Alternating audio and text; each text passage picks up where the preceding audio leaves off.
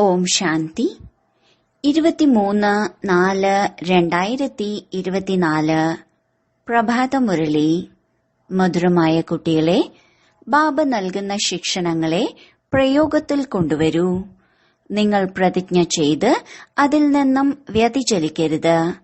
ആജ്ഞ ലംഘിക്കരുത്. ചോദ്യം: നിങ്ങളുടെ പഠിത്തത്തിന്റെ സാരം എന്താണ്? നിങ്ങൾക്ക് ഏത് അഭ്യാസം തീർച്ചയായും ചെയ്യണം?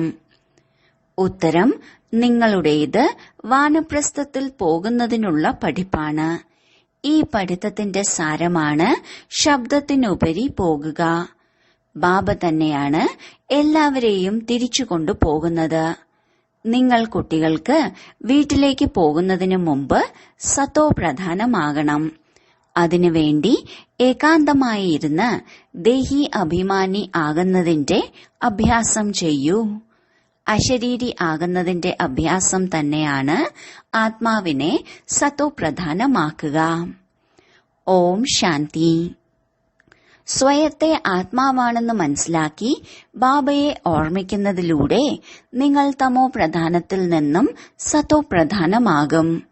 പിന്നീട് അങ്ങനെയുള്ള ലോകത്തിന്റെ അധികാരിയാകും. കൽപ്പകൽപ്പം നിങ്ങൾ അങ്ങനെ തന്നെ തമോ പ്രധാനത്തിൽ നിന്നും സത്തോ പ്രധാനമാകുന്നു. പിന്നീട് 84 ജന്മമെടുത്ത് തമോ പ്രധാനമാകുന്നു.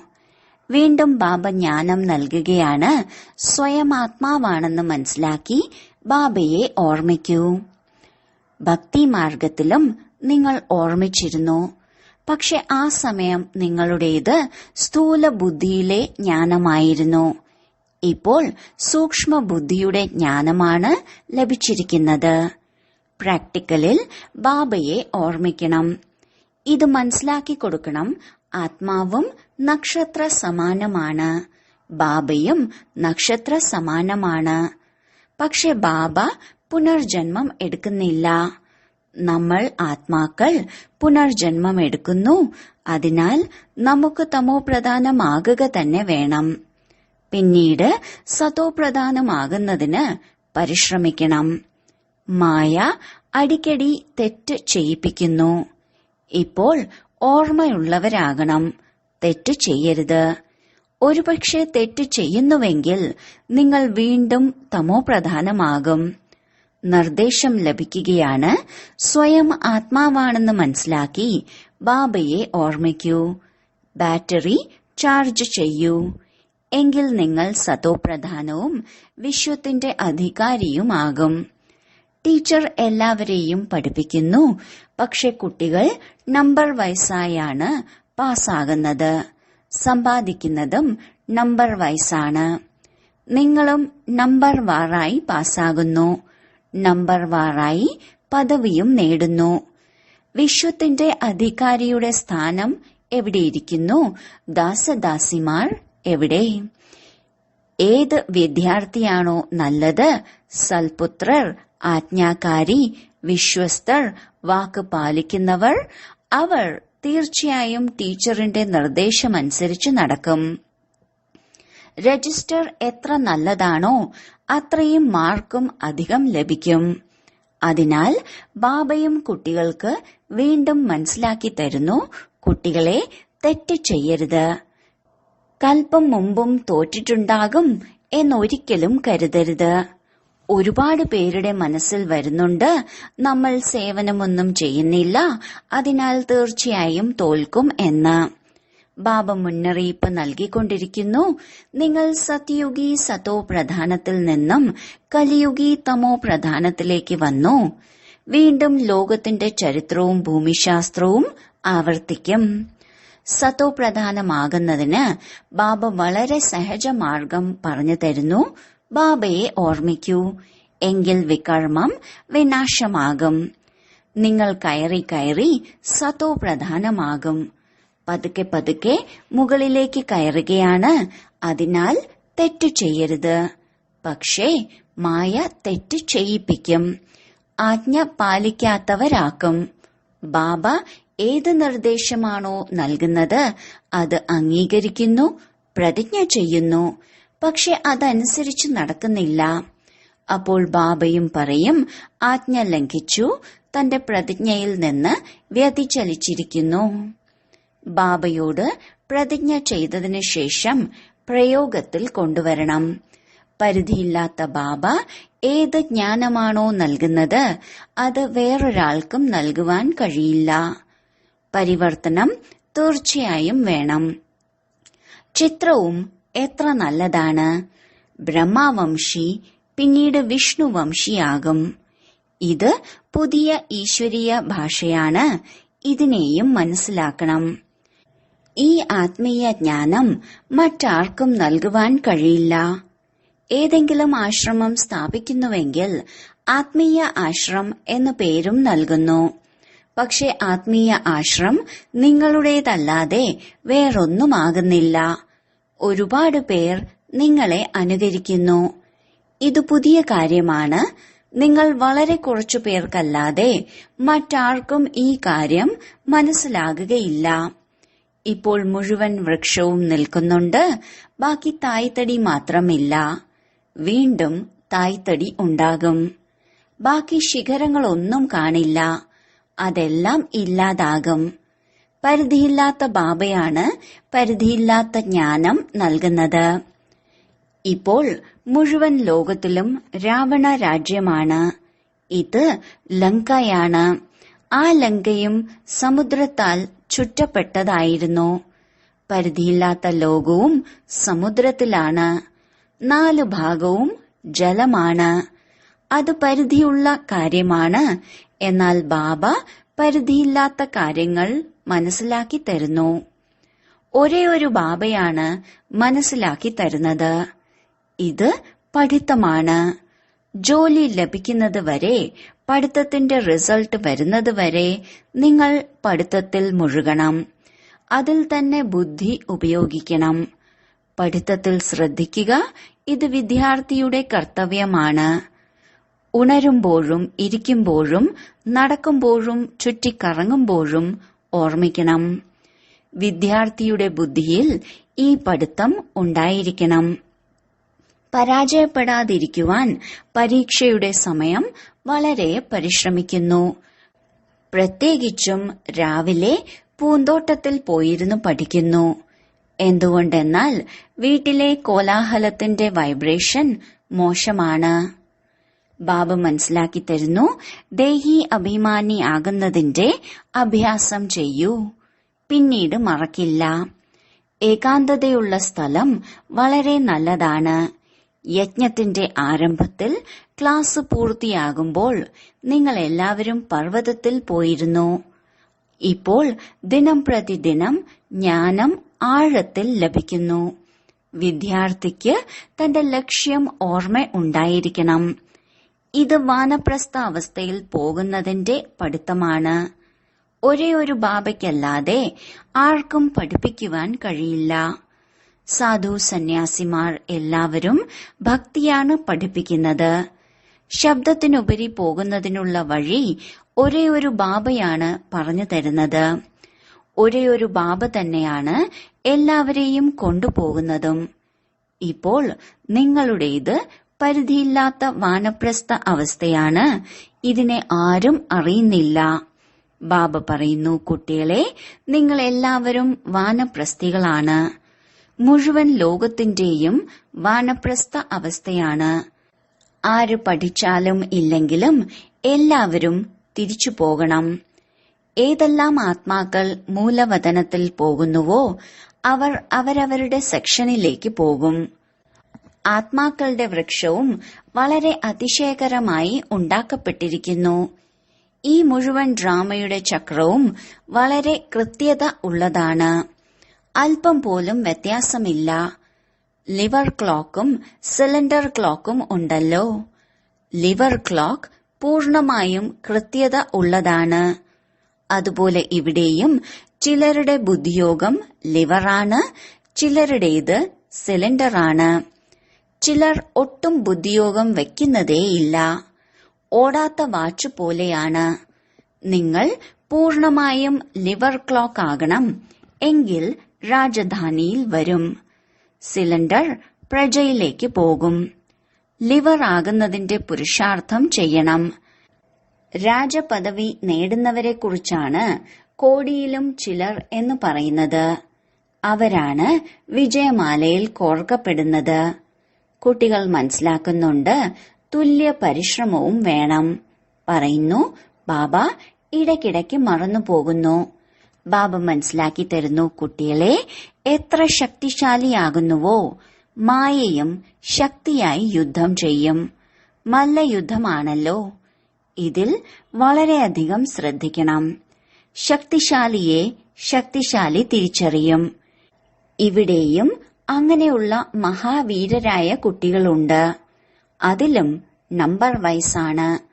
നല്ല നല്ല മഹാരഥികളുടെ അടുത്തും മായയും നല്ല രീതിയിൽ കൊടുങ്കാറ്റ് കൊണ്ടുവരുന്നു.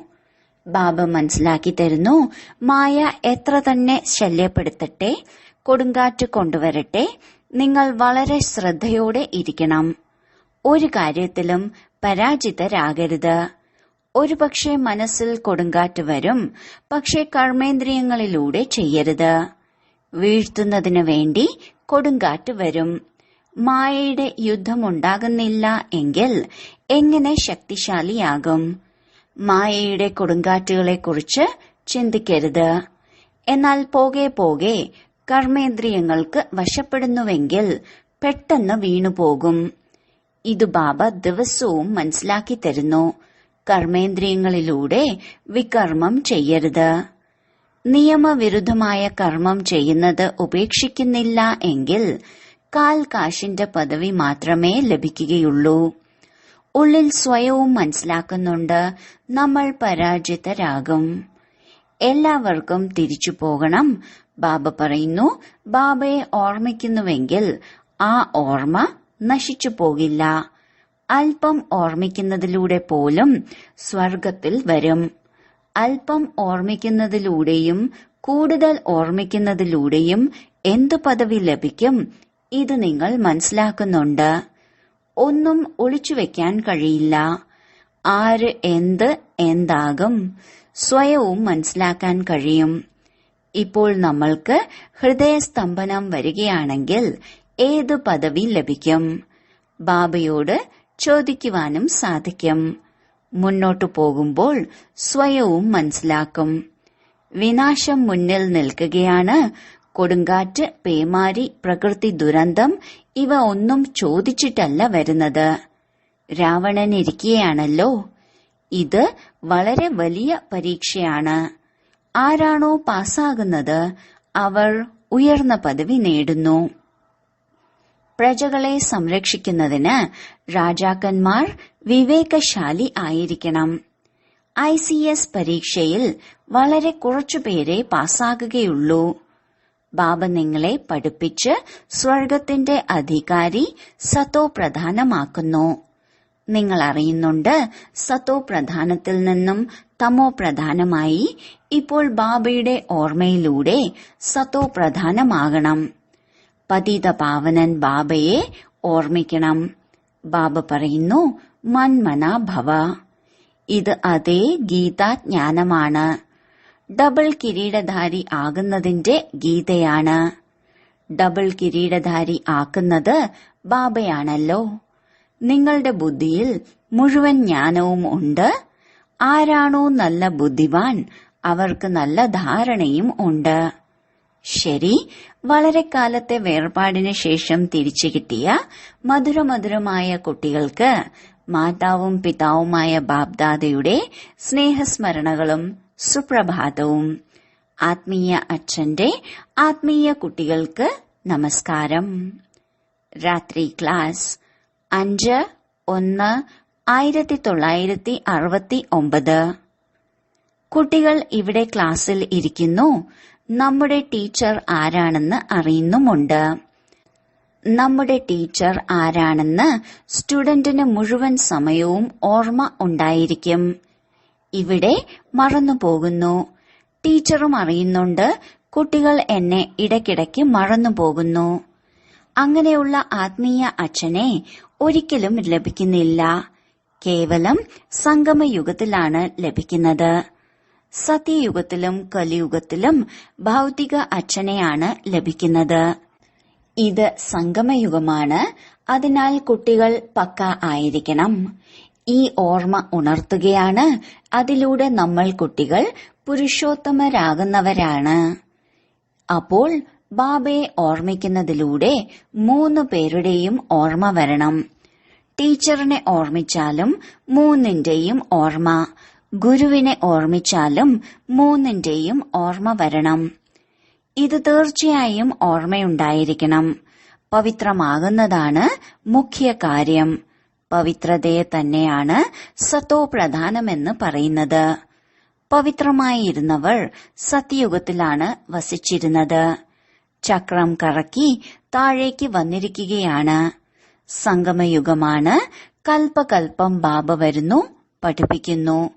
ബാബയുടെ കൂടെയാണല്ലോ നിങ്ങളും വസിച്ചിരുന്നത്. ഇതും അറിയുന്നുണ്ട്. ഇത് സത്യമായ സദ്ഗുരുവാണ്. തീർച്ചയായും മുക്തി, ജീവൻ മുക്തി ധാമിന്റെ വഴി പറഞ്ഞു തരും. ഡ്രാമ പ്ലാൻ അനുസരിച്ച് നമ്മൾ പുരുഷാർത്ഥം ചെയ്ത് ബാബയെ ഫോളോ ചെയ്യുന്നു. ഇവിടെ ജ്ഞാനം നേടി ഫോളോ ചെയ്യുന്നു. ഏതുപോലെ ബ്രഹ്മബാബ പഠിക്കുന്നുവോ അതുപോലെ നിങ്ങൾ കുട്ടികളും പുരുഷാർത്ഥം ചെയ്യുന്നു. ദേവത ആകണമെന്നുണ്ടെങ്കിൽ ശുദ്ധകർമ്മം ചെയ്യണം. യാതൊരു അശുദ്ധതയും ഉണ്ടാകുവാനേ പാടില്ല. ബാബയെ ഓർമ്മിക്കുക, ഇതാണ് മുഖ്യമായ കാര്യം. മനസ്സിലാക്കുന്നുണ്ട്. ബാബയെ മറന്നുപോകുന്നു, ജ്ഞാനം മറന്നുപോകുന്നു, ഓർമ്മയുടെ യാത്രയും മറന്നുപോകുന്നു. ബാബയെ മറക്കുന്നതിലൂടെ ജ്ഞാനവും മറക്കുന്നു.